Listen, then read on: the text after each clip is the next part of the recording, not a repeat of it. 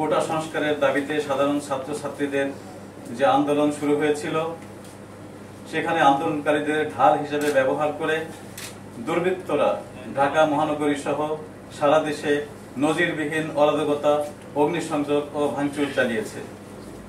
এ সহিংসতায় চরম জনদুর্ভোগের পাশাপাশি বিভিন্ন স্থানে সংঘর্ষ ও হতাহতের মতো দুঃখজনক ঘটনা ঘটেছে।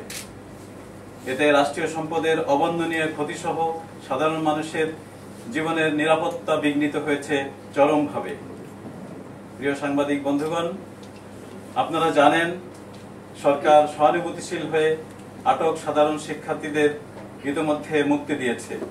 তারপরও শিক্ষার্থীদের ঢাল হিসেবে ব্যবহার করে বিএনপি জামাত শিবির নাশকতাকারী চক্র গতকাল থেকে আবারও ভয়াবহ নাশকতা, অগ্নিসন্ত্রাস করছে।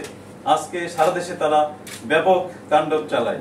ঢাকা মহানগরীর Dhanmondi, Science Laboratory, Shahbag, Press Club, Bangla Motor, Mohammadpur, Kajla, Uttara সহ বিভিন্ন জায়গায় অগ্নিসংযোগ ও নজিরবিহীন সন্ত্রাসী হামলা চালায়। তারা রাজধানীর বিভিন্ন পয়েন্টে দেশীয় অস্ত্র, আগ্নেয়াস্ত্র, ককটেল, বোমা সহ সমবেত হয়ে নিরীহ জনগণ ও পুলিশের উপর আক্রমণ চালায়। তাদের নারকীয় তাণ্ডবের হাত থেকে রেহাই পায়নি দেশের চিকিৎসা সেবার প্রাণকেন্দ্র বঙ্গবন্ধু শেখ মুজিব মেডিকেল বিশ্ববিদ্যালয়। তারা মেডিকেল বিশ্ববিদ্যালয়ের ভেতরে ভাঙচুর করে ভেতরে থাকা বেশ কটি গাড়ি ও অ্যাম্বুলেন্স, মোটরসাইকেল ভাঙচুর করে এবং অগ্নিসংযোগ করে। তারা ঢাকা মেট্রোপলিটন আদালত, সেখানেও তারা ভাঙচুর ও অগ্নিসংযোগ করে। খিলগাঁও থানা, যাত্রাবাড়ি থানা, শাহবাগ থানা আক্রমণ করে এবং ঢাকা শহরের 10টি পুলিশ বক্সে ভাঙচুর ও অগ্নিসংযোগ করে। কয়েকটি পুলিশের গাড়ি ভাঙচুর ও অগ্নিসংযোগ করে। তাদের গুলিবর্ষণে 3 জন পুলিশ সদস্য আহত হয়। ওয়ারি বিভাগের ডিসি সহ মোট 11 জন পুলিশ সদস্য আহত হয়। তাদের নাশকতামূলক কার্যকলাপ নিঃসন্দেহে প্রমাণ করে তারা কেউই ছাত্র নয়, তারা সন্ত্রাসী, তারা জঙ্গি, তারা আইন বিরোধী। প্রিয় সাংবাদিক বন্ধুগণ, আপনারা জানেন কোটা আন্দোলনের শুরু থেকেই ঢাকা মেট্রোপলিটন পুলিশ অত্যন্ত পেশাদারিত্ব ও চরম ধৈর্যের সাথে দায়িত্ব পালন করে আসছে। ঢাকা মেট্রোপলিটন পুলিশের পক্ষ থেকে সর্বাত্মক চেষ্টা করা হয়েছে যাতে সাধারণ মানুষ নিরাপদে চলাচল করতে পারে এবং কোথাও যেন আইন শৃঙ্খলা পরিস্থিতির অবনতি না ঘটে। এই সহিংসতায় পেশাগত দায়িত্ব পালন করে এখন পর্যন্ত ঢাকা মেট্রোপলিটন পুলিশের প্রায় 350 পুলিশ সদস্য আহত হয়েছে এবং 3 জন পুলিশ সদস্য নির্মমভাবে নিহত হয়েছে। আজকেও সিরাজগঞ্জ জেলার এনায়তপুর থানায় দায়িত্বরত 13 জন পুলিশ সদস্যকে তারা নির্মমভাবে পিটিয়ে হত্যা করেছে। গতকাল আমরা দেখেছি খুলনা মেট্রোপলিটন এলাকায় একজন পুলিশ সদস্যকে সাপ মারার মতো তারা পিটিয়ে হত্যা করেছে। এই সন্ত্রাসী গোষ্ঠী যে কার্যক্রম করছে, এটিতে আমাদের পেশাগত দায়িত্ব পালনে যে আইনানুগ ব্যবস্থা গ্রহণ করা দরকার সেটি যথাযথভাবে করা হবে। আমাদের পেশাগত দায়িত্ব পালনে আইন শৃঙ্খলা বাহিনীর সদস্য এবং সাংবাদিক সহ অনেকেই হতাহত হয়েছে। আমরা এর জন্য দুঃখ প্রকাশ করছি, আপনারা সেটি জানেন। প্রিয় সাংবাদিক বন্ধুগণ, আমরা এ পর্যন্ত যথেষ্ট সহনশীলতা প্রদর্শন করেছি, যথেষ্ট সংবেদনশীলতা প্রদর্শন করেছি। আমাদের ব্যবস্থা গ্রহণ কোনো ছাত্রের বিরুদ্ধে নয়, আমাদের ব্যবস্থা গ্রহণ কোনো ছাত্রীর বিরুদ্ধে নয়, আমাদের ব্যবস্থা গ্রহণ সন্ত্রাসীদের বিরুদ্ধে, নাশকতাকারীদের বিরুদ্ধে, অগ্নিসংযোগকারীর বিরুদ্ধে, পুলিশ হত্যাকারীর বিরুদ্ধে।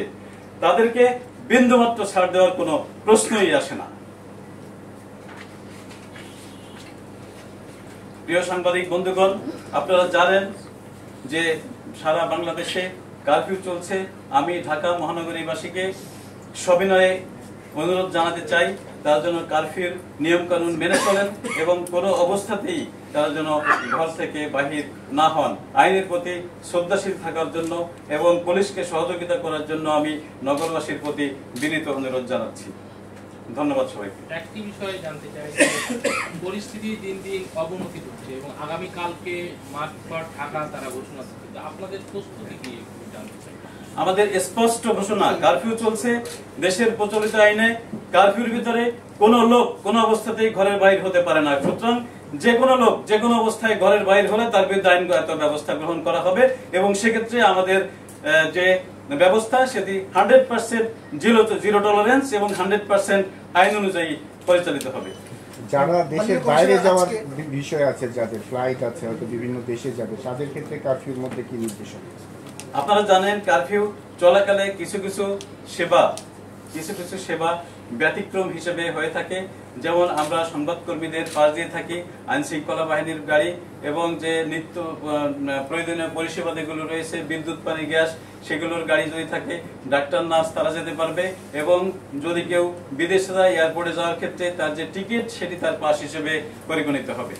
মাননীয় কমিশনার, আজকে রাজধানীতে সারাদিন তারা বিক্ষোভ করেছে এবং বিভিন্ন সড়কে আন্দোলনকারীরা ছিল, সেখানে বেশ কয়েকজন নিহত হওয়ার খবর গণমাধ্যমে এসেছে। আসলে সংখ্যাটা কত, কোনো পরিসংখ্যান কি আছে? এটি এখনো আমরা কোনো খবর এখনো পর্যন্ত আমাদের কাছে আসেনি, থানায় কোনো খবর সেভাবে আসেনি। আমরা এর পরবর্তীতে খবর নিয়ে আপনাদেরকে জানাবো। এবং এর আগেও আমরা কিন্তু খবর নিয়ে সব আমরা জানিয়েছি। সকল অফিসাররা আমাদের এখন অপারেশনের ভিতরে রয়েছে, কাদের ভিতরে রয়েছে, যার যার থানায় ফিরছে।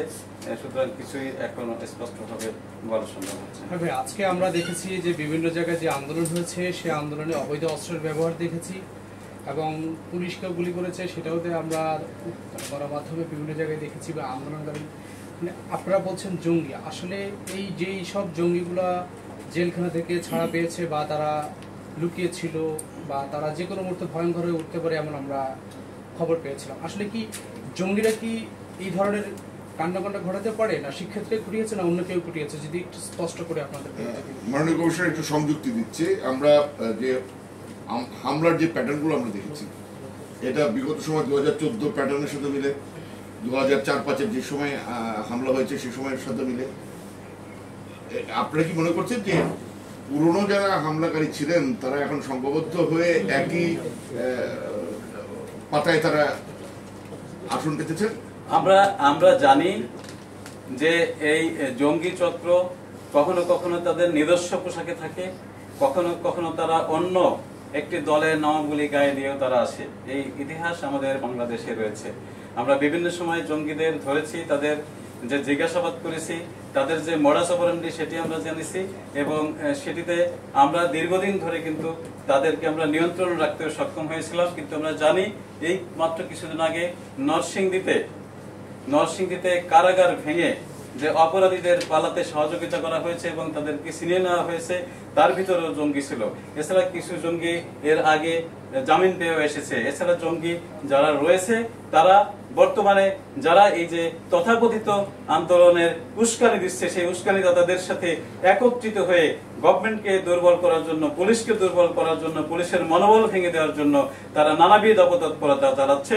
আমি স্পষ্টভাবে বলতে চাই যে কোনো অপতৎপরতাকারীর স্থান ঢাকা শহরে হবে না, বাংলাদেশে হবে না। কমিশনার মহোদয়, একটা কথা আছে, একটা কথা আছে। আশরাফ ভাইকে একটা ছোট্ট প্রশ্ন আমি করতে চাই।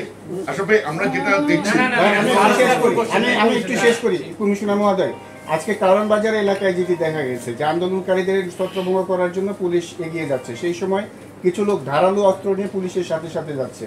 এরা কারা আসলে? পুলিশ কি দুর্বল? এই লোকগুলো আসলে কারা? তাদের কাছে অগ্নি অস্ত্র ছিল এবং তাদের কাছে ওপেন অস্ত্র ছিল, পুলিশের সাথে তারা ধারালো অস্ত্র নিয়ে যাচ্ছে। আমাদের নজরে আসেনি। যদি এসে থাকে, যদি কমপ্লেন হয়, অবশ্যই আমরা তাদের বিরুদ্ধে আইনানুগ ব্যবস্থা করব। মাননীয় কমিশনার, একটা প্রশ্ন আছে।